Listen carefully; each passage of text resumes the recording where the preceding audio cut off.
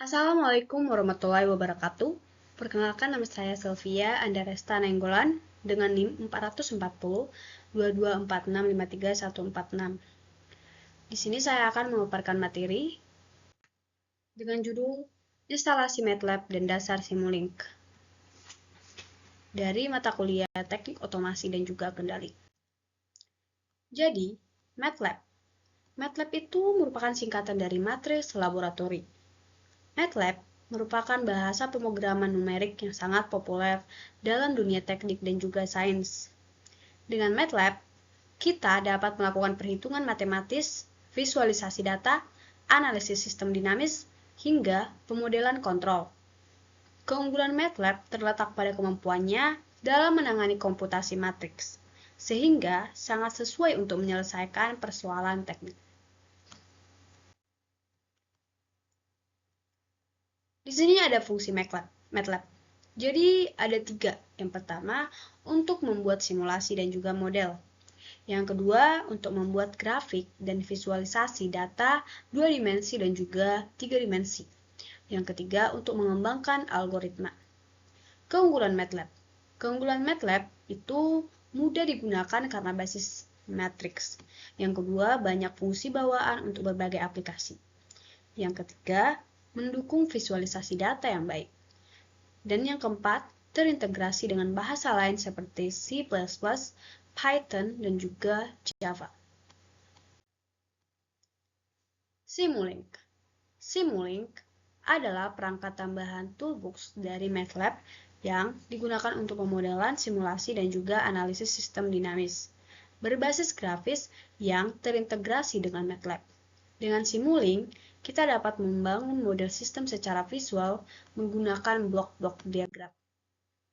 Fungsi Simulink ada 5. Yang pertama, untuk merancang dan juga menganalisis sistem kontrol. Yang kedua, untuk simulasi rangkaian listrik, sistem mekanik, dan juga robotika. Yang ketiga, untuk pemodelan sinyal dan juga komunikasi. Yang keempat, untuk pemodelan sistem dinamis seperti getaran, aliran fluida, atau termal. Dan yang kelima, digunakan di industri otomotif, penerbangan, dan juga telekomunikasi. Dan untuk keunggulan dari Simulink ada 3. Yang pertama, antarmuka grafis yang memudahkan pemahaman sistem. Yang kedua, bisa menghubungkan banyak domain elektrik, mekanik, kontrol sistem. Dan yang ketiga, untuk mendukung simulasi real-time dan juga otomatisasi kode ke perangkat keras. Konsep modeling dan juga simulation. Jadi, pengertian dari pemodelan dan juga simulasi yaitu cara memahami dunia sekitar melalui kreativitas dan juga imajinasi. Jadi, tujuan pemodelan itu ada 4. Yang pertama, memahami perilaku sistem. Yang kedua, memprediksi respon sistem pada kondisi tertentu. Yang ketiga, membantu merancang atau mengoptimalkan sistem. Dan yang keempat, untuk mengurangi biaya dan juga risiko eksperimen langsung. Lalu, konsep dari simulasi itu seperti apa? Jadi, konsep simulasi adalah proses meniru perilaku suatu sistem nyata dengan membuat modelnya, lalu menjelaskan model itu di sebuah komputer untuk melihat bagaimana sistem bekerja dalam berbagai kondisi. Jadi, tujuan simulasi itu ada 4. Yang pertama, untuk mempelajari sistem tanpa harus mencoba langsung di dunia nyata. Yang kedua, untuk mengurangi biaya dan juga risiko. Yang ketiga, menguji ide atau rancangan sebelum diimplementasikan. Dan yang keempat, untuk memahami interaksi antar komponen dan juga sistem. Lalu, di sini kita punya jenis simulasi. Ada 3 jenis simulasi. Yang pertama ada discrete, kedua continue, dan ketiga hybrid. Discrete. Discrete itu merupakan sistem yang variabelnya itu berubah-ubah hanya pada waktu ke waktu, discrete atau terputus-putus. Biasanya dimodelkan dengan persamaan beda atau difference equation. Contohnya ada pada algoritma digital atau DSP, sistem kontrol digital, dan juga komunikasi digital. Di Simulink, bloknya itu ada pada label discrete dan solvernya itu di discrete solver. Continue.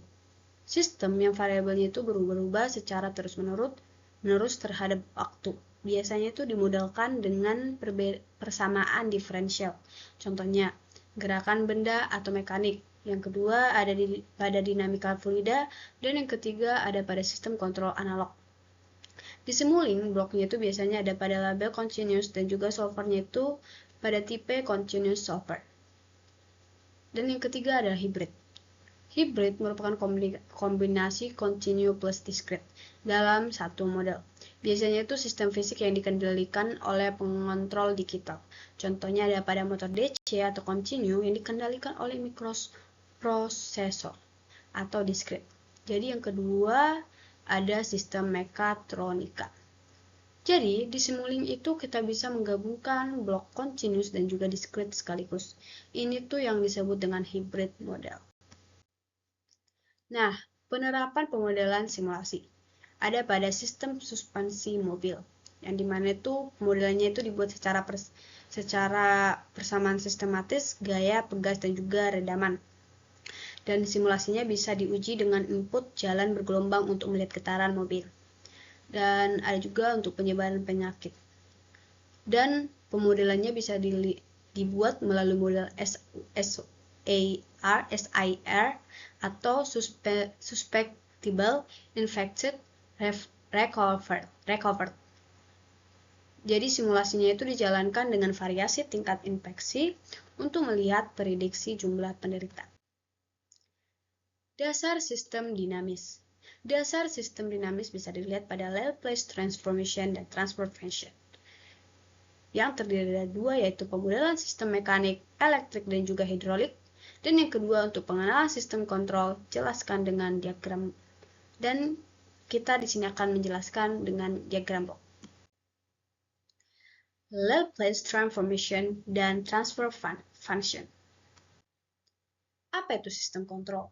Jadi tuh teman-teman, sistem kontrol itu merupakan sistem itu merupakan sekumpulan komponen atau elemen yang saling berinteraksi dan juga bekerja sama untuk menerima masukan atau input yang bertujuan untuk memprosesnya, lalu menghasilkan keluaran atau output.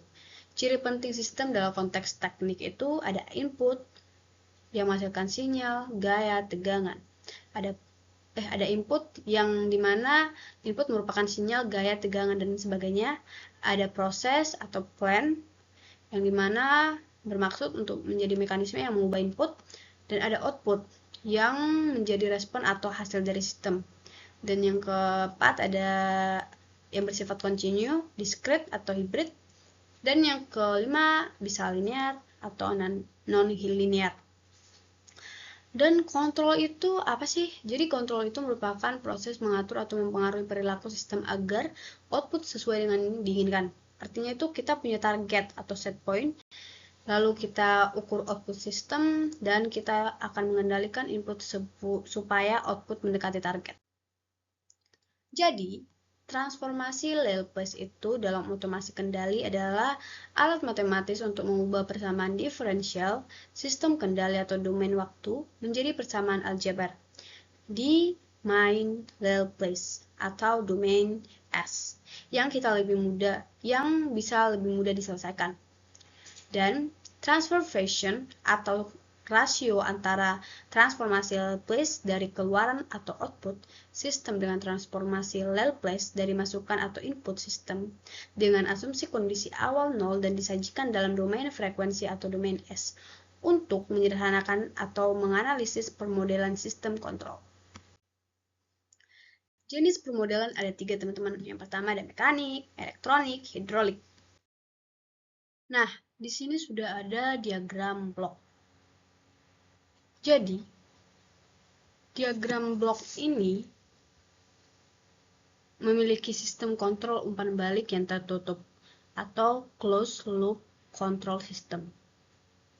Sistem ini yang digunakan untuk mengatur suatu proses agar output sesuai dengan input yang diinginkan.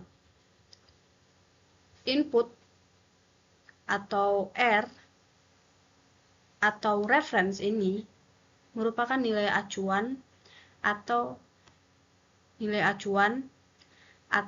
set point. Jadi nilai yang diinginkan dari sistem misalnya temperatur atau tekanan dan juga kecepatan. Lalu masuk pada komparator atau summing point. Jadi di titik ini input R ini dibandingkan dengan output Y, output atau Y, yang sudah diukur oleh sensor. Jadi hasil perbandingan ini yang disebut dengan error sama dengan R dikurangi. Jadi error ini yang akan menunjukkan beberapa atau seberapa jauh kondisi sistem saat ini dari yang diinginkan. Jadi next ke controller. Jadi kontrol ini merupakan bagian yang menerima sinyal error dari komparator dan juga yang menghasilkan sinyal kontrol. Jadi tugasnya itu yang mengatur agar error sekecil mungkin. Contoh controller itu ada pada PID controller, on-off controller, dan sebagainya. Lalu kita masuk pada control signal. Jadi setelah dari controller yang menghasilkan output control signal masuk, lalu dikirimkanlah control signal ini ke plan process. Jadi sinyal ini yang berfungsi untuk mengatur proses agar mendekati nilai yang diinginkan.